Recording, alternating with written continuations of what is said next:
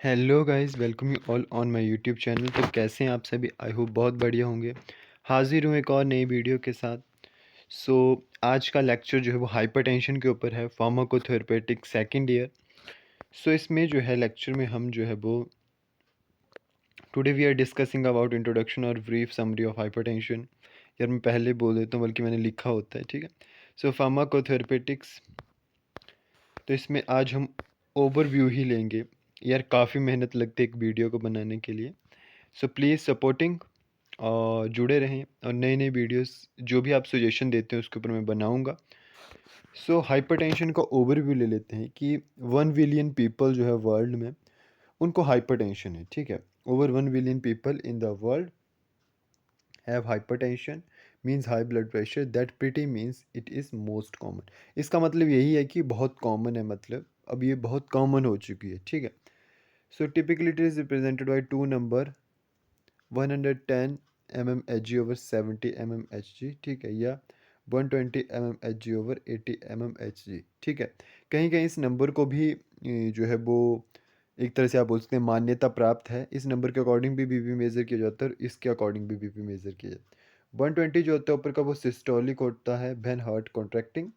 और जो 180 होता है वो डायस्टोलिक होता है, it is arterial pressure when heart relaxing, ठीक है। ये रिलैक्सेशन वाला टाइम है और ये जो है वो कॉन्ट्रैक्शन वाला, ठीक है,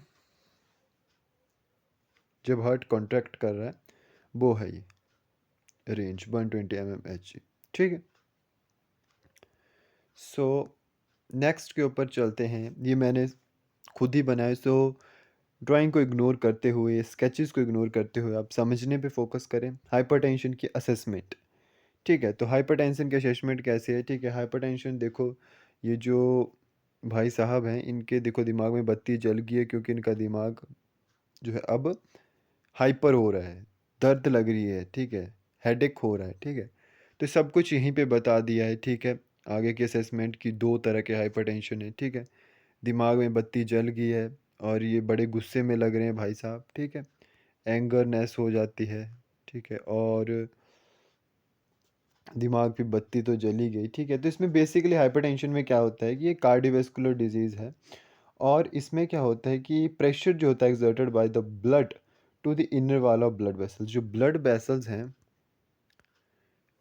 वेसल्स हैं उनकी इनर वॉल के ऊपर जो होता है वो प्रेशर लगता है। ये जो इनर वॉल है ना, इन पे क्या लगेगा, ये जो अंदर की वॉल्स हैं इन पे प्रेशर लगेगा, ठीक है।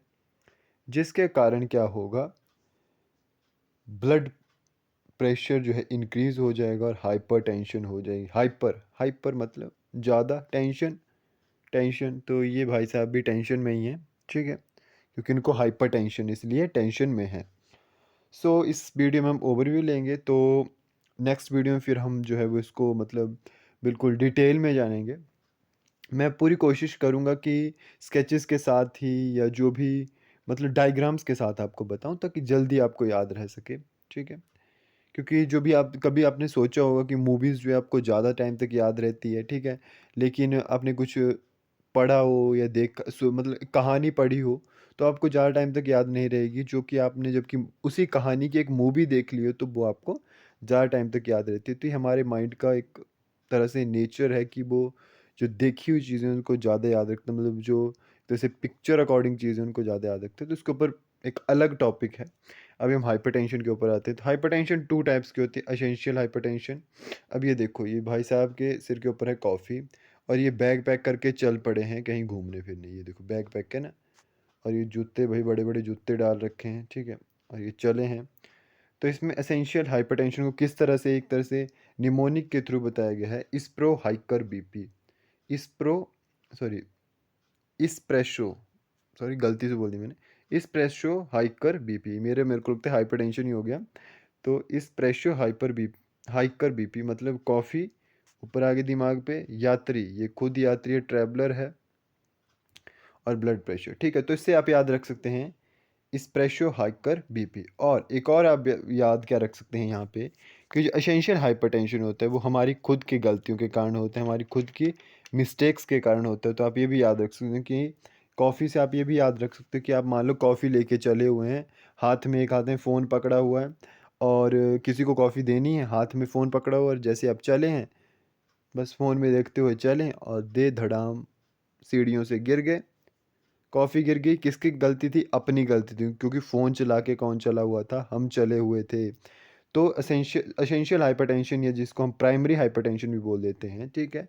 उसमें आप याद रख सकते हैं कि ये जो है हमारी डेवलप्ड होता है हमारी ओन जो है मिस्टेक्स के कारण। इसके बारे में आगे डिटेल में पढ़ेंगे, अभी मैं ज़्यादा नहीं बताऊँगा, ठीक है? सो नेक्स्ट ये होगी फर्स्ट टाइप भाई। फर्स्ट टाइप हो गया एसेंशियल हाइपरटेंशन, फर्स्ट टाइप, ठीक है? चलिए जी, सेकंड के ऊपर चलते हैं।